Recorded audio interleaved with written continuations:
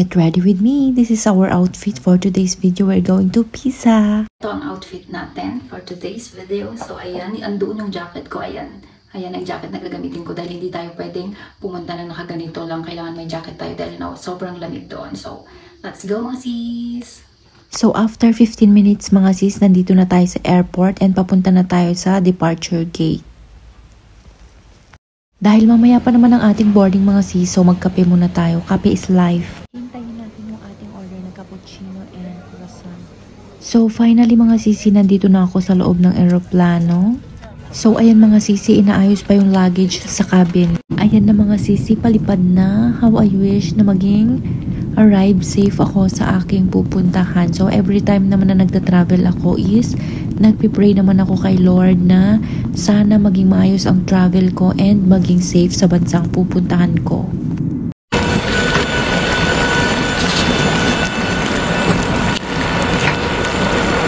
Umuulan guys. Umuulan.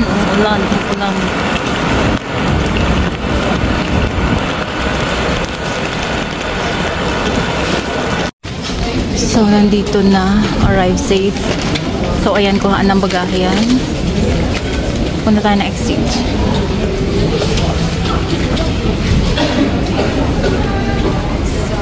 Ayan, gusto yung tubig.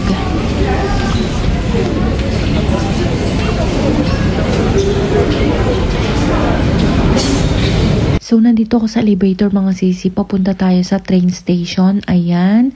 So, kuha muna tayo ng ticket mga sis. And ang bayad sa ticket dyan is 6 euro para makasakay sa train. So, ayan na mga sisi. Maghihintay na tayo dyan ng train para sumakay para pumunta sa ating inupahang apartment. Hintay natin dumating yung train mga sis. Finally mga sis, so nandito na ako sa loob ng train yan and papunta na ako niyan sa apartment. So, 2 station lang ang madadaanan nyo and bababa na kayo sa Pisa Central. So mga sis, nandito na tayo sa ating apartment. So ayan. So ayan mga sis, ang ganda dito kasi kompleto. Ayan, as you can see, may TV, may ref, may microwave. Ayan, free yan yung mga food, mga fruits, ayan, free yan mga sis. And eto, sobrang ganda dito mga sis. Eto yung pinakasala, ito yung pinaka living room. So ayan, kung gusto nyo magkape, ayan, free yan mga sis, free. Ayan, ayan, sobrang daming kape. Pumili ka dyan kung anong gusto mo, kaya ng pagpili mo sa jowa mo. Charis! Kung anong pagkain dyan, free yan mga sis, free. So ayan, mga pinggan, kung gusto nyo kumain, kung gusto nyo magkape. Ayan, may washing machine din, kung gusto nyo maglaba. May lutoan din, kung gusto mong magluto. Ayan mga sis. So, punta naman tayo sa bathroom. Buksan natin. Wow, ang ganda. So, ayan. Dala-dala ko pang aking bag. Eto, ayan, yung basin. Kung gusto nyo shower, ito ang shower. Tapos punta tayo dito. Dito naman ang toilet. Ayan, napakaganda. I love it. So, eto siya. Ayan. May mga blower dyan, may heater. Ayan. So, punta naman tayo sa ating room. Tingnan natin kung maganda rin. So, eto, papasok siya. Walang ilaw. Buksan natin ang ilaw. Wow. Wow. Ayan siya mga sis. Wow. Ayan. Kumpleto. May TV din. Ayan. Ayan. Napakaganda. Ang ganda ng room. For single lang. Charis. Eto. Oh, wow. Ang galing. Ang ganda. So, nilapag ko muna ang aking bag dyan. Ayan. So, eto. Magtanggal na tayo ng jacket at napakainit. Umuulan sa labas mga sis. Ayan. So, I love it. Ang ganda. As in. Lagyan muna natin yung jacket natin. So, ayan. Ang ating outfit. At mamaya, maggagala naman tayo mamayang gabi. So, ngayon, mag-ano muna tayo. Rest muna kahit saglit lang. So, etong outfit natin. Kasi kararating lang natin. Ayan. Ayan. So, ayan. So, eto siya. Ang ganda. Ayan. free water din. At meron din balcony, mga sis, eto. So, meron din balcony dyan. So, ayan, buksan natin. Wow! Ayan, mga sis. May balcony, kaso lang nga umuulan. Kita niyo, umuulan o basa, umuulan siya. So, ayan, ang ganda dito sa labas. Kung gusto niyo mag-smoke, ayan. Eto, kape-kape, kaso lang nga, kung gusto niyo mag-smoke, dyan pwede, kaso lang nga maulan. So, ayan, mga sis, ayan. Ang ganda ng apartment na nirentahan ko. Sobrang ganda, mga sis. Worth it. So, ayan, ang background, ayan. Ayan.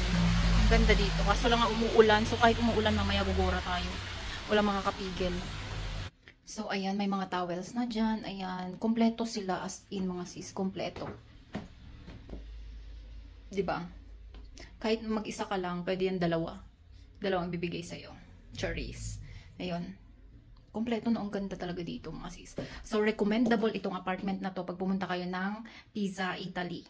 So, yun lang. Bye! See you later mamaya sa ating gala. So, bye muna. Bye, mga sis. Thank you for watching. See you sa Pizza Tower. Bye!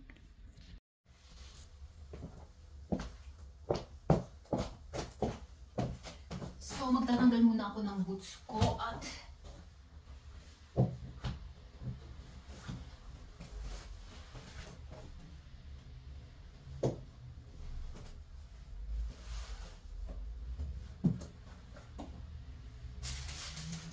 chinelas.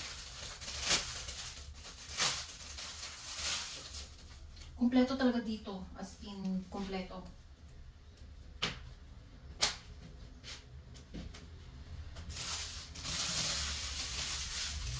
At ang boots natin is kailangan natin lagay sa labas.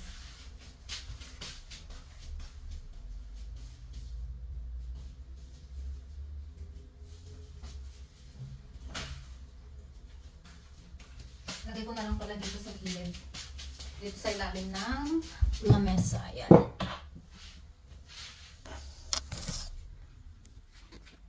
Ang galing dito, mga sis, kasi yung basurahan nila, tignan nyo.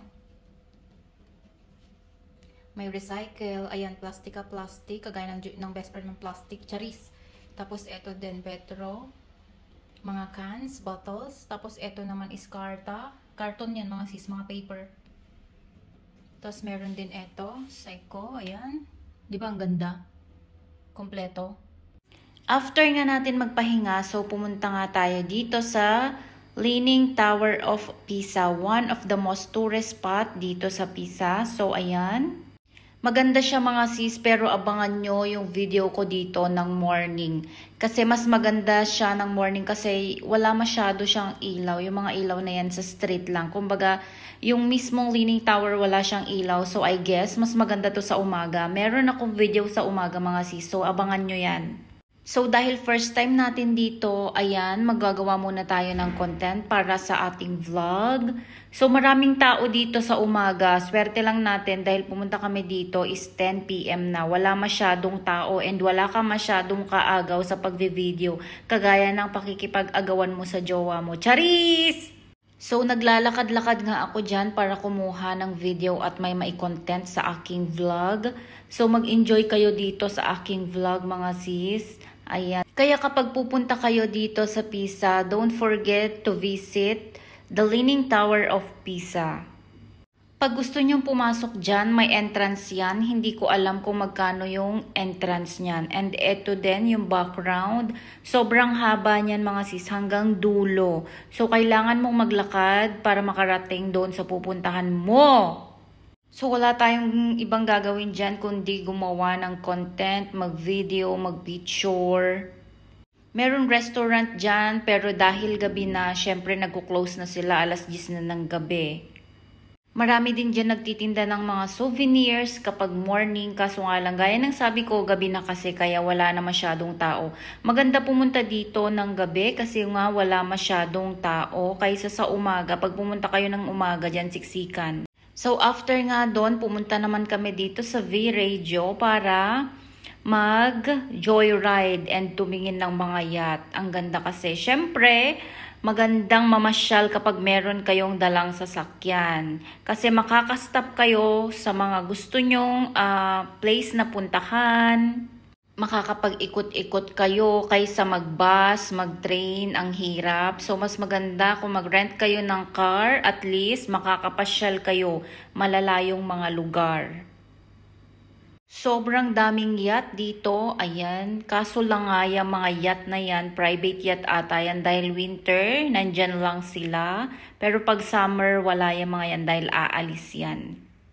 Dito kayo makakakita ng iba't ibang klase ng yacht, mga sis. Sobrang gaganda, ang lalaki, small, medium, large, and dito din ginagawa ang mga yacht. Kilala niyo si Chavit Singson, dito siya nagpagawa ng yacht niya.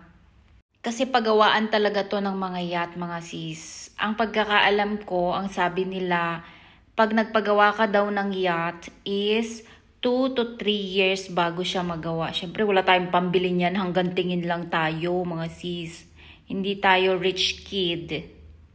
Maglilibot-libot lang kami dyan, ang titingin ng mga view. Puro yacht kasi dito, mga sisi. Ayan, puro yacht ang makikita nyo dyan. Ito lang yung pinunta namin dito, mga sis. Ayan, gusto ko kasing makita. And gusto kong mamasyal na rin kahit medyo malayo. Pero okay lang, worth it naman ang pagpapasyal. Ayan, dahil ano nila dito, carnival nila. Carnival ba ang tawag doon? Bahala na kayo. Dahil carnival nila dito, may mga taong naka-costume dyan. Makikita nyo sa mga restaurant sa labas. May mga naka-costume dyan. Ayan, ang laki ng yacht. So, eto na nga. Iikot lang tayo ng iikot. Kagaya ng pagpapaikot sa'yo ng jowa mo. Charis! So, mag-iikot-ikot lang tayo, mga sis. Hindi naman tayo mapapagod dahil nandito naman tayo sa sasakyan. Ikot lang tayo ng ikot kagaya ng pagpapaikot sa'yo ng jowa mo. Charis! Etong building na to, dito mo makikita ang mga design ng mga yacht kung anong gusto mong design. Ayan, ang ganda ng sasakyan, mga sis. Tignan nyo. Dahil nga napagod tayo at nagutom na sa kakagala, so kain naman tayo dito sa Sushi One. Sa mga hindi kumain ng sushi dyan, pumunta kayo dito sa Sushi One. Ang sarap talaga ng mga food nila dito, mga sis, yung sushi. Hindi lang sushi ang siniserve nila dito, marami pa. Mamimili na lang kayo kung anong gusto nyong pagkain. Ayan, mag-soup muna tayo para mainitan tayo. So, eto na yung mga in-order namin. Highly recommended itong restaurant na to, mga sis, dahil sobrang sarap talaga ng mga sushi nila dito. Eto yung restaurant na sobrang sarap na natikman kong sushi. Hindi talaga kayo magsisisi. Yun lang, mga sis. Thank you for watching and see you again on my next vlog. Bye! I love you all. God bless everyone!